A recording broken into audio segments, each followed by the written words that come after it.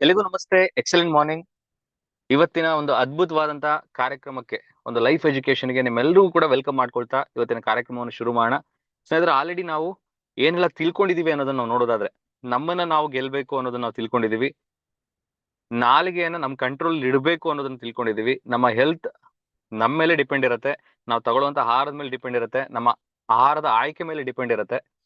And ಜೀವನದಲ್ಲಿ ಒಳ್ಳೆ ಕೆಲಸಗಳನ್ನ ಮಾಡ್ಬೇಕು ಅಂತ ತಿಳ್ಕೊಂಡಿದೀವಿ. ಕೋಪವನ್ನ ಯಾಕೆ ಮಾಡ್ಕೋಬಾರ್ದು, ಮಾಡ್ಕೊಂಡ್ರೆ ಏನ್ ಸಮಸ್ಯೆಗಳು ನಮಗೆ ಆಗತ್ತೆ ಅನ್ನೋದನ್ನು ಕೂಡ ತಿಳ್ಕೊಂಡಿದೀವಿ. ನಾವ್ ಏನ್ ಯೋಚನೆ ಮಾಡ್ತೀವೋ ಆ ತರ ನಾವ್ ಆಗ್ತೀವಿ. ಆಗಿರೋದ್ರ ಬಗ್ಗೆ ಯೋಚನೆ ಮಾಡ್ತಾ ಕುತ್ಕೊಂಡ್ರೆ ಅಂಡ್ ಫ್ಯೂಚರ್ ಅಲ್ಲಿ ಈಗ ಆಗೋಗುತ್ತಲ್ಲ ಅಂತೇಳಿ ಭಯ ಪಡ್ಕೊತಾ ಕುತ್ಕೊಂಡ್ರೆ ಇವತ್ತಿನ ಕ್ಷಣ ವೇಸ್ಟ್ ಆಗತ್ತೆ. ಅದ್ರ ಕಡೆ ನಮ್ಮ ಫೋಕಸ್ ಇರಬೇಕು, ಈ ಪ್ರತಿ ಕ್ಷಣವನ್ನ ಎನ್ಕ್ಯಾಶ್ ಮಾಡ್ಕೊಳ್ಳುವಂತ ವಿಚಾರದಲ್ಲಿ. ಅಂಡ್ ಈ ಪ್ರೆಸೆಂಟ್ ನಮ್ಮಲ್ಲಿ ಏನಿದೆ ಅದಕ್ಕೆ ಗ್ರಾಟಿಟ್ಯೂಡ್ ನ ತೋರಿಸಿ ಅದರಿಂದ ನಾವು ಸಂತೋಷವನ್ನ ಎಕ್ಸ್ಪೆಕ್ಟ್ ಮಾಡಬೇಕು. ಅಂಡ್ ಏನಿಲ್ಲ ನಮ್ಮ ಹತ್ರ ಅದ್ರ ಕಡೆ ನಾವು ವರ್ಕ್ ಮಾಡ್ಬೇಕು ಅನ್ನೋದು ತಿಳ್ಕೊಂಡಿದೀವಿ. ಪ್ರತಿದಿನ ನಾವು ರೀಬರ್ತ್ ಆಗ್ತೀವಿ. ಇವತ್ತಿನ ದಿನವನ್ನು ನಾವು ಸರಿಯಾಗಿ ಎನ್ಕ್ಯಾಶ್ ಮಾಡ್ಕೊಳ್ತಿದೀವ ಅನ್ನೋದನ್ನ ಕ್ರಾಸ್ ಚೆಕ್ ಮಾಡ್ಕೊಳ್ಳೋದು ತುಂಬಾ ಇಂಪಾರ್ಟೆಂಟ್ ತಿಳ್ಕೊಂಡಿದೀವಿ. ಪ್ರತಿಯೊಂದು ವಸ್ತುವಲ್ಲೂ, ಪ್ರತಿಯೊಂದು ಪರಿಸ್ಥಿತಿಯಲ್ಲೂ, ಪ್ರತಿಯೊಂದು ವ್ಯಕ್ತಿಯಲ್ಲೂ ಒಳ್ಳೇದನ್ನ ನೋಡುವಂತ ಒಂದು ಮನಸ್ಥಿತಿಗೆ ನಾವು ಬರಬೇಕು ಅನ್ನೋದನ್ನ ತಿಳ್ಕೊಂಡಿದೀವಿ. ಇನ್ನೊಬ್ರಿಗೆ ಹೆಲ್ಪ್ ಮಾಡಿ ನಾವು ಕೂಡ ಇನ್ನೊಬ್ಬರಿಂದ ಹೆಲ್ಪ್ ನ ತಗೊಳ್ಳುವಂತ ವಿಚಾರದಲ್ಲಿ. ಅಂಡ್ ಕಮ್ಯುನಿಕೇಶನ್ ಸ್ಕಿಲ್ ಅಲ್ಲಿ ಬಿ ಎ ಗುಡ್ ಲಿಸನರ್ ಆಗಿರ್ಬೇಕು ಅನ್ನೋದನ್ನು ಕೂಡ ನಾವು ತಿಳ್ಕೊಂಡಿದೀವಿ. ನೆಕ್ಸ್ಟ್, ನಮ್ಮ ಆಲೋಚನೆಗಳಿಂದ ನಮ್ಮ ಪ್ರಪಂಚ ಸೃಷ್ಟಿ ಆಗತ್ತೆ.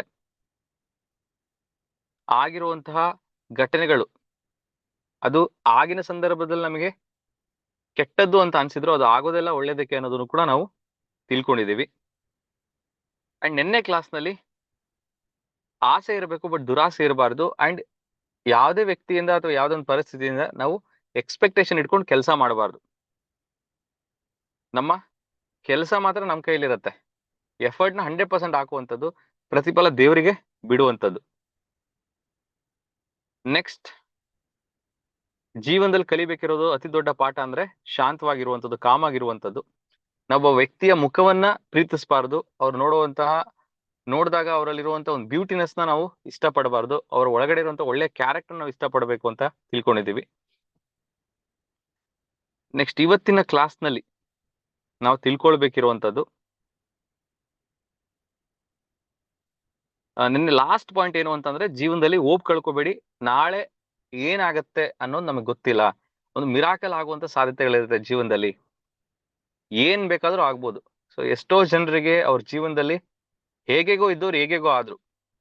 ಸೊ ಯಾವ್ದೋ ಒಂದು ದಿನ ಬರುತ್ತೆ ನಮ್ಮ ಜೀವನದಲ್ಲಿ ದೊಡ್ಡ ಬದಲಾವಣೆ ತರುವಂಥದ್ದು. ಆ ದಿನಕ್ಕೆ ನಾವು ಎಫರ್ಟ್ ಆಗ್ತಾ ಇರೋಣ. ಆ ದಿನಕ್ಕೆ ನಮ್ಮ ಪ್ರಯತ್ನವನ್ನ ನಾವು ಮಾಡ್ಕೊಂತ ಹೋಗ್ತಾ ಇರೋಣ ಸ್ನೇಹಿತರೆ. ಸೊ ಇಷ್ಟು ವಿಚಾರಗಳು ನಾವು ನಿನ್ನೆ ಕ್ಲಾಸ್ ನ ತಿಳ್ಕೊಂಡಿದೀವಿ. ಇವತ್ತಿನ ಕ್ಲಾಸ್ ನಲ್ಲಿ ಮೌನದ ಇಂಪಾರ್ಟೆನ್ಸ್, ಕಮ್ಯುನಿಕೇಶನ್ ಸ್ಕಿಲ್ ನಲ್ಲಿ ಒಂದು ಮೌನ ಅನ್ನುವಂಥದ್ದು, ಒಂದು ಸೈಲೆನ್ಸ್ ಅನ್ನುವಂಥದ್ದು ಅದ್ರದಾದಂತ ಮೌಲ್ಯವನ್ನ ಪಡ್ಕೊಂಡಿದೆ. ಎಷ್ಟೋ ಸಂದರ್ಭಗಳಲ್ಲಿ ಮೌನವಾಗಿರೋದಿದೆಯಲ್ಲ, ಹಲವಾರು ಸಮಸ್ಯೆಗಳನ್ನ ಸರಿಪಡಿಸುತ್ತೆ. ಎಸ್ಪೆಷಲಿ ಮಾತನಾಡುವಾಗ ಸಂಬಂಧಗಳಲ್ಲಿ. ಅದಕ್ಕೆ ಸಂಬಂಧಪಟ್ಟಂಗೆ ನೆಕ್ಸ್ಟ್ ಪಾಯಿಂಟ್ ಇದೆ. ಆ ಪಾಯಿಂಟ್ ನಲ್ಲಿ ನಾನು ಈ ಮೌನಕ್ಕೆ ಸಂಬಂಧಪಟ್ಟಂಗೆ ಮಾತಾಡ್ತೀನಿ. ನೆಕ್ಸ್ಟ್, ಕಲಿಯೋದನ್ನ ನೀವು ನಿಲ್ಲಿಸಬಾರದು. ಯಾಕೆಂದ್ರೆ ಲೈಫ್ ಅನ್ನೋದು ನಮಗೆ ಕಲಿಸೋದನ್ನ ನಿಲ್ಸಲ್ಲ ಅನ್ನೋದನ್ನು ಕೂಡ ನಾವು ತಿಳ್ಕೊಂಡಿದೀವಿ. ಇವೆಲ್ಲವನ್ನು ಕೂಡ ನಿನ್ನೆ ಕ್ಲಾಸ್ ನಲ್ಲಿ ತಿಳ್ಕೊಂಡಿರುವಂತದ್ದೇ. Yes or no? ಎಸ್. ಯಾವುದೇ ಒಂದು ಸಂದರ್ಭದಲ್ಲಿ ನಮ್ಮಿಂದ ಏನೋ ಒಂದು ಮಿಸ್ಟೇಕ್ ಆಗಿದೆ ಅಂತ ಅಂದ್ರೆ ಕ್ಷಮೆ ಕೇಳುವಂತಹ ಮನಸ್ಥಿತಿ ನಾವ್ ಇಟ್ಕೊಳ್ಳುವಂಥದ್ದು ತುಂಬಾ ತುಂಬಾ ಇಂಪಾರ್ಟೆಂಟ್. ಆ ಕ್ಷಮೆಯನ್ನ ಕೇಳಿದಾಗ್ಲೇನೆ ನಾವು ಸಾಹಸಿಗರಾಗೋದಕ್ಕೆ ಸಾಧ್ಯ ಸ್ನೇಹಿತರೆ. ಜೀವನದಲ್ಲಿ ಮತ್ತೇನೆ ಆ ಮಿಸ್ಟೇಕ್ ನ ನಾವು ಲೈಫ್ ಟೈಮ್ ಅಲ್ಲಿ ಮಾಡಲ್ಲ. ಯಾಕೆಂದ್ರೆ ಆ ಕ್ಷಮೆ ಕೇಳಿರುವಂತಹ ಫೀಲಿಂಗ್ ಇರುತ್ತೆ. ಲೈಫ್ ಅಲ್ಲಿ ಆ ತರ ಒಂದು ಮಿಸ್ಟೇಕ್ ಮಾಡಬಾರ್ದು ಅನ್ನೋ ಒಂದು ಮನಸ್ಥಿತಿಗೆ ನಾವು ಬರ್ತೀವಿ. ಇದು ಒಂದ್ ಪಾರ್ಟ್. ಆದ್ರೆ ಇನ್ನೊಬ್ರು ಕ್ಷಮೆ ಕೇಳ್ತಾ ಇದಾರೆ ಅಂತಂದ್ರೆ, ದಯವಿಟ್ಟು ನನ್ನ ಕ್ಷಮಿಸಿ ಅಂತ ಕೇಳಿದಾಗ ಆ ಕ್ಷಮಿಸೋ ಅಂತ ಮನೋಭಾವ ಇದೆಯಲ್ಲ, ಅದರಿಂದ ನಮ್ಮನ್ನ ಬಲಿಷ್ಠನಾಗಿ ಮಾಡುವಂತ ಮನಸ್ಥಿತಿ ನಾವು ಬರ್ತೀವಿ. ಅದೆಲ್ಲದಕ್ಕಿಂತ ಆಗೋಗಿರೋದನ್ನ ಮರ್ತು ಮತ್ತೆ ಹೊಸ ಜೀವನವನ್ನ ಶುರು ಮಾಡೋದಿದೆಯಲ್ಲ. ಉದಾಹರಣೆಗೆ, ಗಂಡ ಹೆಂಡತಿಗೆ ಏನೋ ಒಂದು ಬೈದ್ ಬಿಡ್ತಾನೆ ಅಂತ ಅನ್ಕೊಳ್ಳಿ, ಅಥವಾ ಹೆಂಡತಿ ಗಂಡನಿಗೆ ಏನೋ ಒಂದು ಬೈದ್ ಬಿಡ್ತಾಳೆ ಅಂತ ಅನ್ಕೊಳ್ಳಿ.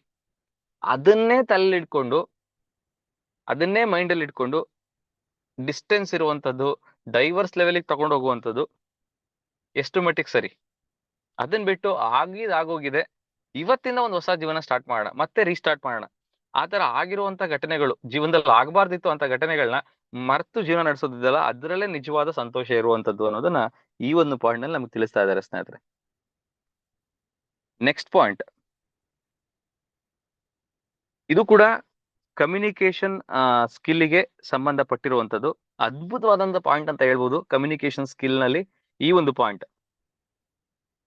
ತುಂಬಾ ಸಲ ನಾವು ಮಾತನಾಡುವಾಗ ಆಪೋಸಿಟ್ ವ್ಯಕ್ತಿ ಯಾವ ತರ ಇದ್ದಾರೆ, ಯಾವ ಮನಸ್ಥಿತಿಯ ವ್ಯಕ್ತಿಯ ಜೊತೆ ನಾವು ಮಾತಾಡ್ತಿದೀವಿ ಅನ್ನೋದನ್ನ ನಾವು ಕ್ರಾಸ್ ಚೆಕ್ ಮಾಡ್ಕೊಳ್ಳೋದೇ ಹೋಗಲ್ಲ. ಯಾಕೆ ಇದು ಇಂಪಾರ್ಟೆಂಟ್? ಆಪೋಸಿಟ್ ವ್ಯಕ್ತಿ ಯಾವ ತರದವ್ರು ಅಂತ ಕ್ರಾಸ್ ಚೆಕ್ ಮಾಡ್ಕೊಂಡು ಮಾತಾಡೋದು ಯಾಕೆ ಇಂಪಾರ್ಟೆಂಟ್ ಅಂತಂದ್ರೆ, ಕೆಲವರು ತಾವ್ ಏನ್ ಮಾತಾಡ್ತಿರ್ತಾರೆ ಅನ್ನೋ ಒಂದು ಕ್ಲಾರಿಟಿನೇ ಅವ್ರಿಗಿರಲ್ಲ. ಒಂಥರ ಡಿಫ್ರೆಂಟ್ ಆಗಿ ಮಾತಾಡ್ತಿರ್ತಾರೆ, ಮೂರ್ಖರು ಮಾತಾಡ್ತಾರಲ್ಲ ಆ ತರ ಮಾತಾಡ್ತಿರ್ತಾರೆ, ಒಂದಕ್ಕೊಂದಕ್ಕೂ ಸಂಬಂಧನೇ ಇರಲ್ಲ. ತಮ್ಮನ್ನ ತಾವು ಸಮರ್ಥಿಸ್ಕೊಳ್ಳೋದಕ್ಕೆ ತಾವ್ ಹೇಳ್ತಿರೋದೇ ಸರಿ ಅನ್ನೋದನ್ನ ಸಮರ್ಥನೆ ಮಾಡ್ಕೊಳ್ಳೋದಕ್ಕೆ ಮಾತಾಡ್ತಿರ್ತಾರೆ. ಇಂಥವ್ರ ಜೊತೆ ನಾವ್ ವಾದ ಮಾಡಿದ್ರೆ ಅವರಿಗೂ ನಮಗೂ ಯಾವುದೇ ರೀತಿ ವ್ಯತ್ಯಾಸ ಇರಲ್ಲ, ಅವ್ರ ತರನೇ ನಾವು ಆಗೋಗ್ತೀವಿ. ಅದಕ್ಕೇನೆ ಹೇಳ್ತಾರೆ, ಮೂರ್ಖರೊಂದಿಗೆ ವಾದ ಮಾಡೋದು ಯಾವ ತರ ಅಂತಂದ್ರೆ, ಎಣ್ಣೆ ಮೇಲೆ ಒಂದು ಸೊಳ್ಳೆ ಕೂತಿದೆ ಅಂತ ಅನ್ಕೊಳ್ಳಿ. ಆ ಸೊಳ್ಳೆನ ನೀವು ಸಾಯಿಸಕ್ ಹೋದಾಗೆ, ಆ ಸೊಳ್ಳೆಯನ್ನ ನೀವು ಸಾಯಿಸೋದಕ್ ಹೋದಾಗೆ, ಆ ಸೊಳ್ಳೆನ ಸಾಯಿಸ್ಬೇಕು ಏನೇನ್ ಮಾಡ್ಬೇಕು? ಕೆನ್ನೆಗೆ ಹೊಡಿಬೇಕಲ್ವಾ? ಆ ಸೊಳ್ಳೆ ಎಲ್ಲಿ ಕೂತಿದೆ? ಕೆನ್ನೆ ಮೇಲೆ ಕೂತಿದೆ. ಆ ಕೆನ್ನೆ ಮೇಲೆ ಕೂತಿರೋ ಸೊಳ್ಳೆನ ನೀವು ಹೊಡಿಯೋದಕ್ ಹೋದ್ರೆ ಆ ಸೊಳ್ಳೆ ಸಾಯ್ತೋ ಬಿಡುತ್ತೋ, ಬಟ್ ನಿಮ್ ಕೆನ್ನೆಗಂತೂ ನೀವೇನೆ ಹೊಡ್ಕೊಳ್ತೀರ. ನಿಮ್ ಕೆನ್ನೆಗೆ ಹೊಡೆಯೋದ್ರಿಂದ ಏನಾಗತ್ತೆ? ನಿಮ್ಗೇನೆ ನೋವಾಗುವಂಥದ್ದು. ಎಸಾರ್ನು ಇದು ಒಂದು ಪವರ್ಫುಲ್ ಪಾಯಿಂಟ್ ಸ್ನೇಹಿತರೆ. ಹಾಗಾಗಿ ಆಪೋಸಿಟ್ ವ್ಯಕ್ತಿ ಯಾವ ಸ್ಟೇಟ್ ಆಫ್ ಮೈಂಡ್ ನಲ್ಲಿ ಮಾತಾಡ್ತಾ ಇದ್ದಾರೆ ಅನ್ನೋದನ್ನ ಅರ್ಥ ಮಾಡ್ಕೊಂಡು ನೀವು ಕಮ್ಯುನಿಕೇಶನ್ ಮಾಡುವಂಥದ್ದು ತುಂಬಾ ತುಂಬಾ ಇಂಪಾರ್ಟೆಂಟ್. ಎಲ್ಲೋ ಒಂದ್ ಕಡೆ ನೀವು ಮಾತನಾಡುವಾಗ ಆ ಒಂದು ಡಿಸ್ಕಷನ್ ಕರೆಕ್ಟ್ ಆಗಿ ಆಗ್ತಾ ಇಲ್ಲ, ಅಥವಾ ಆ ವಾದದಲ್ಲಿ ನಾನೇ ಸರಿ ಅನ್ನೋ ಒಂದು ಅಹಂ ಎದ್ದು ಕಾಣ್ತಾ ಇದೆ ಆಪೋಸಿಟ್ ವ್ಯಕ್ತಿಯಲ್ಲಿ ಅಂತ ಅಂದಾಗ, ನೀವು ಆ ವಾದವನ್ನ ಅಲ್ಲಿಗೆ ನಿಲ್ಸಿ ಬೇರೆ ಟಾಪಿಕ್ ನ ರೈಸ್ ಮಾಡುವಂಥದ್ದು ತುಂಬಾ ತುಂಬಾ ಇಂಪಾರ್ಟೆಂಟ್. ಬಿಡು, ಇದಾಗಿದ್ದಾಗ್ಲಿ, ನೀವ್ ಹೇಳಿದ್ರೆ ಸರಿ ಅಂತ ಅನ್ಕೊಂಡು ಇನ್ನೊಂದು ಯಾವ್ದೋ ಒಂದು ಸಬ್ಜೆಕ್ಟ್ ನ ಅಥವಾ ಸಬ್ಜೆಕ್ಟ್ ನ ಡಿವಿಯೇಟ್ ಮಾಡುವಂಥದ್ದು ಬುದ್ಧಿವಂತಿಕೆಯ ಲಕ್ಷಣ, ಬುದ್ಧಿವಂತರು ಮಾಡುವಂತ ಒಂದು ಕೆಲಸ ಅದು.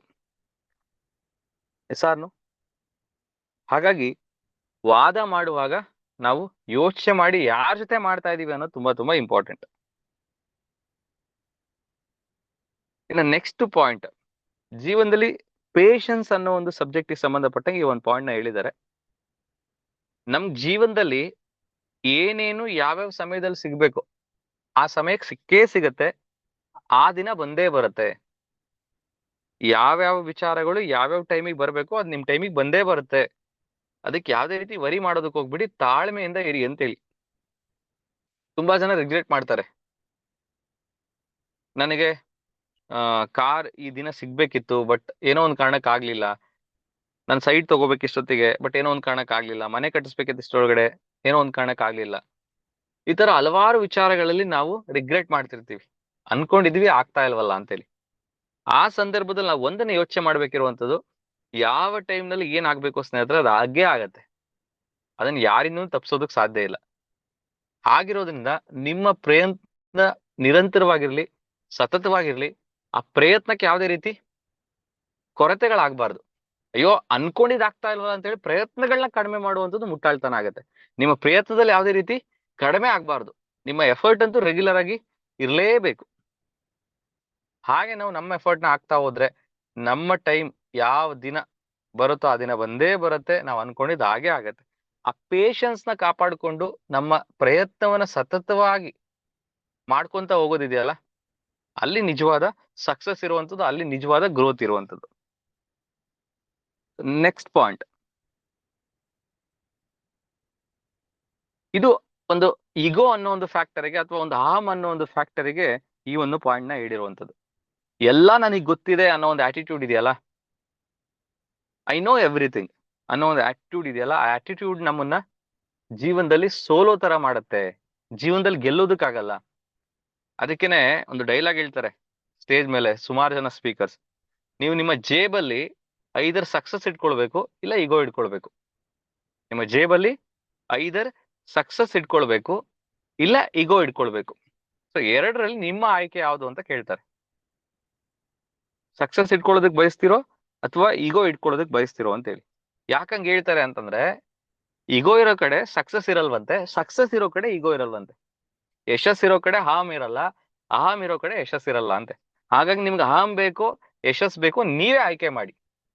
ಅಹಂ ಬೇಕು ಅಂತ ಹೇಳಿ ಅಹಂನ ಇಟ್ಕೊಂಡ್ರೆ ನಿಮ್ಗೆ ಯಶಸ್ ಸಿಗಲ್ಲ. ಯಶಸ್ ಬೇಕು ಅಂತ ನೀವು ಬಯಸಿದ್ರೆ ಆ ಅಹಂನ ಬಿಡ್ಬೇಕಾಗತ್ತೆ. ಅದೇ ಪಾಯಿಂಟ್ ನ ಇಲ್ಲಿ ಹೇಳಿರುವಂತದ್ದು. ನಾನು ಎಲ್ಲಾ ವಿಚಾರದಲ್ಲೂ ಕರೆಕ್ಟ್ ಆಗಿದ್ದೀನಿ, ನಂಗೆಲ್ಲ ಗೊತ್ತಿದೆ, ನನ್ನನ್ನ ಯಾರು ಸರಿ ಮಾಡೋ ಅವಶ್ಯಕತೆ ಇಲ್ಲ, ನಾನು ಎಲ್ಲಾದ್ರಲ್ಲೂ ಸರಿ ಇದೀನಿ ಅಂತ ನಾವು ಅನ್ಕೊಂತ ಜೀವನ ನಡೆಸಿದ್ರೆ ಜೀವನದಲ್ಲಿ ಏನನ್ನೂ ಕೂಡ ಕಲಿಯೋದಕ್ಕಾಗಲ್ಲ. ನಿಂತ ನೀರಾಗೋಗ್ತೀವಿ. ಆಲ್ರೆಡಿ ಡಿಫ್ರೆಂಟ್ ಕ್ಲಾಸಸ್ ಅಲ್ಲಿ ನಿಂತ ನೀರಾದ್ರೆ ಏನಾಗುತ್ತೆ ಅನ್ನೋದು ನಾವು ತಿಳ್ಕೊಂಡಿದೀವಿ. ನಿಂತ ನೀರಲ್ಲೇ ಕ್ರಿಮಿಕೀಟಗಳು ಉತ್ಪತ್ತಿ ಆಗುವಂಥದ್ದು. ಹರಿಯೋ ನದಿ ಯಾವಾಗ್ಲೂ ಕ್ಲೀನ್ ಆಗಿರತ್ತೆ, ಫ್ರೆಶ್ ಆಗಿರತ್ತೆ ಎಸಾನು. ಹಾಗಾಗಿ ಈ ಆಮ್ನ ಬಿಟ್ಟು ನಾವು ಜೀವನದಲ್ಲಿ ಕಲಿಯೋದಕ್ಕೆ ಪ್ರಾರಂಭ ಮಾಡೋಣ. ನೆಕ್ಸ್ಟ್ ಪಾಯಿಂಟ್, ಇದು ಒಂದು ಎಮೋಷನಲ್ ವೆಲ್ನೆಸ್ ಗೆ ಬರುವಂತ ಒಂದು ಸಬ್ಜೆಕ್ಟ್. ಆಲೋಚನೆ ಬಗ್ಗೆ ಯೋಚನೆಗಳು ಮಾಡುವಂಥದ್ದು. ವಿಪರೀತ ಯೋಚನೆ ಮಾಡುವಂಥದ್ದು ಅಂದ್ರೆ, ನಾಳೆ ದಿನ ನಾನು ಏನೇನ್ ಮಾಡ್ಬೇಕು, ಹೇಗ್ ಮಾಡ್ಬೇಕು, ಯಾವ ತರ ಮಾಡ್ಬೇಕು ಅಂತೇಳಿ ಪ್ರತಿ ದಿನ ನೀವು ನಾಳೆ ಬಗ್ಗೆ ಯೋಚನೆ ಮಾಡ್ತಾನೆ ಇದ್ರೆ ಅಲ್ಲಿಗೆ ನಾಳೆ ನೀವೇನ್ ಯೋಚನೆ ಮಾಡಿ ಏನ್ ಪಡ್ಕೊಳ್ಳೋದಕ್ಕೆ ಪ್ಲಾನ್ ಮಾಡ್ತಿದ್ದೀರಾ ಆ ದಿನ ಬರೋದೇ ಇಲ್ಲ. ಯಾಕೆ ಹೇಳಿ?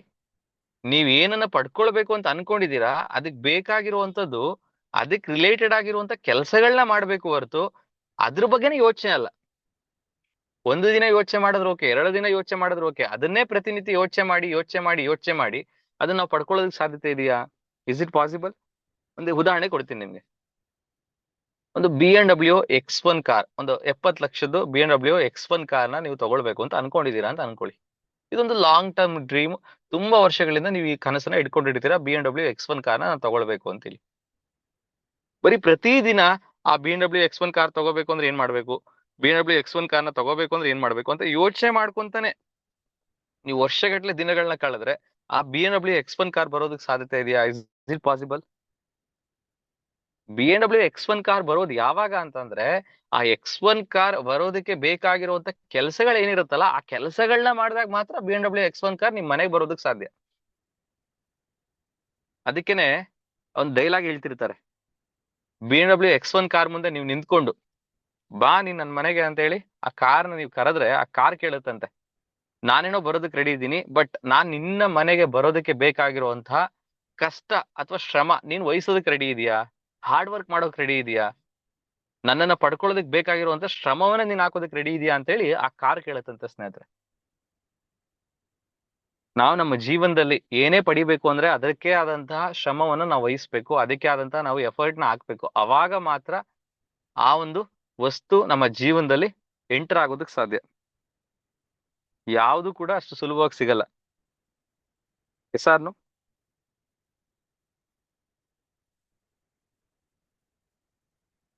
ಇದು ಕೂಡ ಒಂದು ಎಮೋಷನ್ಗೆ ಸಂಬಂಧಪಟ್ಟಿದ್ದು. ಭಾವನೆ. ಯಾವುದೋ ಒಬ್ಬ ವ್ಯಕ್ತಿ ನಮಗೆ ಕೆಟ್ಟದನ್ನ ಬಯಸಿದ ತಕ್ಷಣನೇ, ಕೆಟ್ಟದನ್ನ ಮಾಡಿದ ತಕ್ಷಣನೇ ಅವನ್ ಮಾಡಿದನಲ್ಲ ಅಂತೇಳಿ ನಾವು ಕೂಡ ಅವನಿಗೆ ಕೆಟ್ಟದನ್ನ ಮಾಡುವಂಥದ್ದು, ಕೆಟ್ಟದನ್ನ ಬಯಸುವಂಥದ್ದು ಇದೆಯಲ್ಲ ಅದನ್ನೇ ಸೇಡು ಅಂತ ಕರಿತೀವಿ. ಅವ್ನ್ ಏನ್ ಮಾಡಿದಾನೆ ನಾನು ಕೂಡ ಅವನಿಗೆ ಮಾಡ್ತೀನಿ. ಅವ್ನ್ ನನಗೆ ಹೊಡೆದಿದ್ದಾನೆ ನಾನು ಅವನು ಹೊಡಿಬೇಕು, ಅವ್ನ್ ನಾನು ಸಾಯಿಸ್ಬೇಕು. ಈ ತರ ಸೇಡ್ ಏನಿದೆಯಲ್ಲ, ಈ ಸೇಡನ್ನ ತೀರಿಸ್ಕೊಳ್ಳೋದಕ್ಕೆ ನೀವು ಕಷ್ಟ ಪಡಬೇಡಿ, ಅದಕ್ಕೆ ಒದ್ದಾಡೋದಕ್ಕೆ ಹೋಗ್ಬೇಡಿ. ಕರ್ಮಕ್ಕೆ ಅವಕಾಶ ಕೊಡಿ ಅಂತ ಕೇಳ್ತಾ ಇದ್ದಾರೆ. ಕರ್ಮಕ್ಕೆ ಅವಕಾಶ ಕೊಡಿ ಅಂತ ಕೇಳ್ತಾ ಇದ್ದಾರೆ. ಅಂದ್ರೆ ಯಾವ ವ್ಯಕ್ತಿ ಏನ್ ಮಾಡ್ತಾರೋ ಬೇರೆಯವರಿಗೆ ವಾಪಸ್ ಅದೇ ಆಗತ್ತಂತೆ, ಅದನ್ನೇ ಕರ್ಮ ಹೇಳುವಂಥದ್ದು. ಇವತ್ತು ನಿಮಗೆ ಒಬ್ಬ ವ್ಯಕ್ತಿ ಕೆಟ್ಟದನ್ನ ಮಾಡಿದಾನೆ, ಕೆಟ್ಟದಾಗಿ ಮಾತಾಡ್ತಾ ಇದ್ದಾನೆ, ಕೆಟ್ಟ ಕೆಲಸಗಳನ್ನ ನಿಮಗೆ ಮಾಡಿದಾನೆ ಅಂತಂದ್ರೆ ಅವನಿಗೂ ಅದೇ ಆಗತ್ತೆ ಅಂತೇಳಿ. ಅವನಿಗೂ ಒಂದಲ್ಲ ಒಂದ್ ರೂಪದಲ್ಲಿ ಕೆಟ್ಟದಾಗತ್ತೆ. ಅದನ್ನೇ ಕರ್ಮ ಅಂತ ಹೇಳ್ತೀವಿ. ಆ ಕರ್ಮವನ್ನ,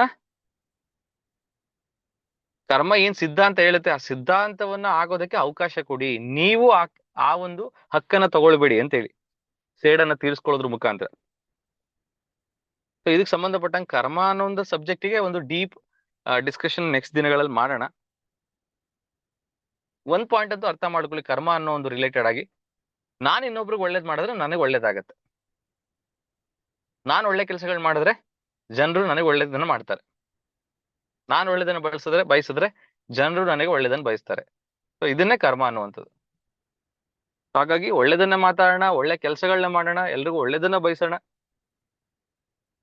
ದಟ್ ಇಸ್ ಕಾಲ್ಡ್ ಕರ್ಮ. ಸೊ ನೆಕ್ಸ್ಟ್ ಪಾಯಿಂಟ್ ನಲ್ಲಿ ಜೀವನದಲ್ಲಿ ಬರುವಂತ ಕಷ್ಟಗಳು, ಚಾಲೆಂಜಸ್, ಸ್ಟ್ರಗಲ್ಸ್ ಗಳ ಬಗ್ಗೆ ಮಾತಾಡಿದ್ದಾರೆ. ಜೀವನದಲ್ಲಿ ಏನೇ ಕಷ್ಟಗಳು ನಮ್ಗೆ ಬರುವಂತದ್ದು ಏನಿದಾವಲ್ಲ, ನಮ್ಗೆ ಅದರಿಂದ ಏನ್ ಪೇನ್ ಆಗತ್ತಲ್ಲ, ಅವೆಲ್ಲವೂ ಕೂಡ ನಮ್ಗೆ ಒಂದು ಗುರುಗಳ ರೂಪದಲ್ಲಿ ನಾವು ನೋಡ್ಬೇಕಾಗತ್ತೆ. ಅವನ್ನ ಮೆಂಟರ್ ಆಗಿ ನಾವು ನೋಡ್ಬೇಕಾಗತ್ತೆ. ಯಾಕೆಂದ್ರೆ ಆ ನೋವುಗಳೇನಿದೆ, ಆ ಕಷ್ಟಗಳೇನಿದೆ, ಅದು ನಮ್ಗೆ ಜೀವನದಲ್ಲಿ ಪಾಠ ಕಲಿಸುತ್ತೆ. ಗುರುಗಳ ಮೇಜರ್ ಕೆಲಸ ಏನು? ಟೀಚರ್ನ ಮೇನ್ ಕೆಲಸ ಏನು? ಮೆಂಟರ್ನ ಮೇನ್ ಕೆಲಸ ಏನು? ನಮಗೆ ಪಾಠವನ್ನ ಹೇಳ್ಕೊಡುವಂಥದ್ದು. ಅದು ಕೂಡ ಒಳ್ಳೆಯ ರೀತಿಯಲ್ಲಿ ಪಾಠವನ್ನ ಹೇಳ್ಕೊಡುವಂತವ್ರನ್ನೇ ನಾವು ಗುರು ಅಂತ ಕರಿತೀವಿ, ಮೆಂಟರ್ ಅಂತ ಕರಿತೀವಿ, ಮಾರ್ಗದರ್ಶಕರಂತ ಕರಿತೀವಿ. ಹಾಗೆ ನಮ್ಮ ಜೀವನದಲ್ಲಿ ಏನ್ ಕಷ್ಟಗಳು ಬರ್ತಿದೆಯಲ್ಲ, ಆ ಕಷ್ಟಗಳು ನಮ್ಮನ್ನ ಸರಿಪಡಿಸುವಂತಕ್ಕೆ, ನಾವು ರಾಂಗ್ ರೂಟಲ್ಲಿ ಹೋಗ್ತಾ ಇದ್ರೆ ಅದನ್ನ ನಮ್ಮನ್ನ ಸರಿ ದಾರಿಯಲ್ಲಿ ತರುವಂತ ಕೆಲಸಗಳು ಮಾಡೋದೇ ನಮ್ಮ ಜೀವನದಲ್ಲಿ ಬರುವಂತ ಕಷ್ಟಗಳು. ಆ ಕಷ್ಟಗಳೇ ನಮ್ಮನ್ನ ಸರಿಯಾದ ಟ್ರ್ಯಾಕ್ಗೆ ಕರ್ಕೊಂಡ್ ಬರುವಂಥದ್ದು, ಜೀವನದಲ್ಲಿ ಯಶಸ್ಸನ್ನ ಪಡೆಯುವ ತರ ಮಾಡುವಂಥದ್ದು. ಹಾಗಾಗಿ ಆ ಕಷ್ಟಗಳನ್ನ ನಾವು ಪಾಸಿಟಿವ್ ಆಗಿ ತಗೋಣ, ಅವುಗಳನ್ನ ಗುರುಗಳಾಗಿ ಸ್ವೀಕರಿಸೋಣ. ಹಾಗಾಗಿ ಇನ್ ಮುಂದೆ ಜೀವನದಲ್ಲಿ ಎಷ್ಟೇ ಕಷ್ಟಗಳು ಬಂದ್ರು ಕೂಡ ಅದನ್ನ ಪಾಸಿಟಿವ್ ಆಗಿ ನೋಡಿ, ಜೀವನದಲ್ಲಿ ಅದನ್ನ ಒಂದು ಗುರುವಿನ ರೂಪದಲ್ಲಿ ನೋಡಿ, ಇವತ್ತು ಏನೇ ಕಷ್ಟ ಬಂದ್ರು ಕೂಡ ಅದು ಖುಷಿಯಿಂದ ಸ್ವೀಕರಿಸಿ, ಆ ಒಂದು ಕಷ್ಟವನ್ನ ಎಕ್ಸ್ಪೀರಿಯನ್ಸ್ ರೂಪದಲ್ಲಿ ತಗೊಂಡು ಅದ್ರಲ್ಲಿ ಏನ್ ಕಲಿಬೇಕು, ಆ ಕಲಿಕೆಯ ರೂಪದಲ್ಲಿ ನೀವು ಯಶಸ್ಸನ್ನ ಪಡೆಯೋದಕ್ಕೆ ಫೋಕಸ್ ಮಾಡಿ. ನೆಕ್ಸ್ಟ್ ಪಾಯಿಂಟ್, ಒಂದು ಯಶಸ್ವಿ ವ್ಯಕ್ತಿಯ ಒಂದು ಸೈಲೆನ್ಸ್ ಅಂಡ್ ಸ್ಮೈಲ್ ಬಗ್ಗೆ ಹೇಳಿದ್ದಾರೆ ಸ್ನೇಹಿತರೆ.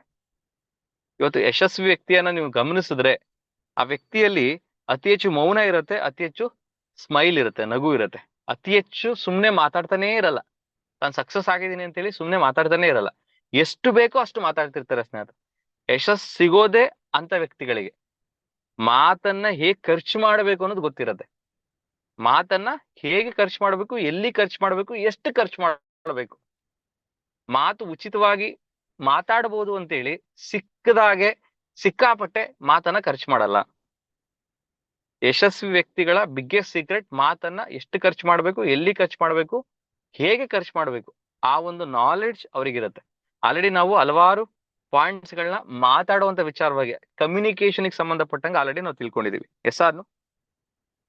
ಹಾಗಾಗಿ ಯಶಸ್ವಿ ವ್ಯಕ್ತಿಗಳ ತುಟಿಯ ಮೇಲೆ ಒಂದು ಸೈಲೆನ್ಸ್ ಇರುತ್ತೆ, ಇನ್ನೊಂದು ಸ್ಮೈಲ್ ಇರುತ್ತೆ ಅಂತೇಳಿ. ಹಾಗಾಗಿ ನಾವು ಕೂಡ ಇನ್ ಮುಂದೆ ಎಷ್ಟು ಸಾಧ್ಯ ಆಗುತ್ತೋ ಅಷ್ಟು ಕಡಿಮೆ ಮಾತಾಡಿ ಜೀವನದಲ್ಲಿ ಕೆಲಸದ ಕಡೆ ಅತಿ ಹೆಚ್ಚು ಫೋಕಸ್ ಮಾಡೋಣ. ನಮ್ಮ ಮಾತಲ್ಲಿ ನಮ್ಮ ಕೆಲಸವನ್ನ ತೋರ್ಸೋದಕ್ಕಿಂತ ಕೆಲಸ ಮಾಡಿ ತೋರ್ಸೋಣ. ನಾವು ಮಾತಾಡಬಾರ್ದು ನಮ್ ಕೆಲಸದ ಬಗ್ಗೆ, ನಾವು ಕೆಲಸ ಹಂಗ್ ಮಾಡ್ತೀವಿ ಹಿಂಗ್ ಮಾಡ್ತೀವಿ ಅಂತ ಹೇಳಿ. ನಾವ್ ಮಾಡಿರೋ ಕೆಲಸಗಳು ಮಾತಾಡ್ಬೇಕು ಅಂತ ಹೇಳ್ತಾರೆ. ಮತ್ತೊಂದ್ಸಲ ರಿಪೀಟ್ ಮಾಡ್ತೀನಿ, ಕೇಳಿಸ್ಕೊಳ್ಳಿ ಸ್ನೇಹಿತರೆ. ನಾವು ನಮ್ ಕೆಲಸವನ್ನ ಹೇಗ್ ಮಾಡ್ತೀವಿ ಅಂತೇಳಿ ನಾವು ಮಾತಾಡಬಾರ್ದಂತೆ. ನಾವ್ ಮಾಡಿರೋ ಕೆಲಸಗಳು ಮಾತಾಡ್ಬೇಕಂತ, ಆ ಕೆಲಸಗಳನ್ನ ನೋಡಿ ಜನ ಮಾತಾಡ್ಬೇಕಂತ, ನಾವೆಂತ ಕೆಲಸಗಳನ್ನ ಮಾಡಿದೀವಿ ಅಂತೇಳಿ. ನಮ್ ಕೆಲಸಗಳೇ ಜನಗಳಿಗೆ ಮಾತಾಡೋ ತರ ಮಾಡ್ಬೇಕು. ನಮ್ ಕೆಲಸಗಳೇ ಮಾತಾಡ್ಬೇಕು. ಆ ತರ ನಾವು ಕೆಲಸವನ್ನ ಮಾಡ್ಬೇಕು. ಎಸ್ಆರ್ನು? ನೆಕ್ಸ್ಟ್ ಪಾಯಿಂಟ್ ಅಲ್ಲಿ ಕರ್ಮ ಅನ್ನೋ ಒಂದು ಸಬ್ಜೆಕ್ಟ್ ಬಗ್ಗೆನೆ ಹೈಲೈಟ್ ಮಾಡಿದ್ದಾರೆ. ನಾವು ಬೇರೆಯವ್ರಿಗೆ ಏನ್ ಮಾಡ್ತೀವಿ ಅದೇ ನಮಗೆ ವಾಪಸ್ ಬರುತ್ತೆ. ನಾವು ಬೇರೆಯವರಿಗೆ ಒಳ್ಳೇದನ್ನ ಮಾಡಿದ್ರೆ ನಮಗೂ ಒಳ್ಳೇದಾಗತ್ತೆ, ಬೇರೆಯವ್ರಿಗೆ ಕೆಟ್ಟದನ್ನ ಮಾಡಿದ್ರೆ ನಮಗೂ ಕೆಟ್ಟದಾಗತ್ತೆ. ಬೇರೆಯವ್ರಿಗೆ ಒಳ್ಳೆ ಮಾತು ಮಾತಾಡಿದ್ರೆ ನಮಗೂ ಕೂಡ ಬೇರೆಯವ್ರು ಒಳ್ಳೆ ಮಾತು ಮಾತಾಡ್ತಾರೆ. ನಾವ್ ಇನ್ನೊಬ್ರಿಗೆ ಗೌರವವನ್ನು ಕೊಟ್ರೆ ಅವರು ನಮಗೆ ಗೌರವ ಕೊಡ್ತಾರೆ. ಸಿಂಪಲ್ ಆಗಿ ಕರ್ಮ ನಿಮಗೆ ಫೀಲ್ ಆಗಿರೋ ವಿಚಾರವಾಗಿ ಇದಂತೂ ನಿಮಗೆ ಫೀಲ್ ಆಗಿರತ್ತೆ.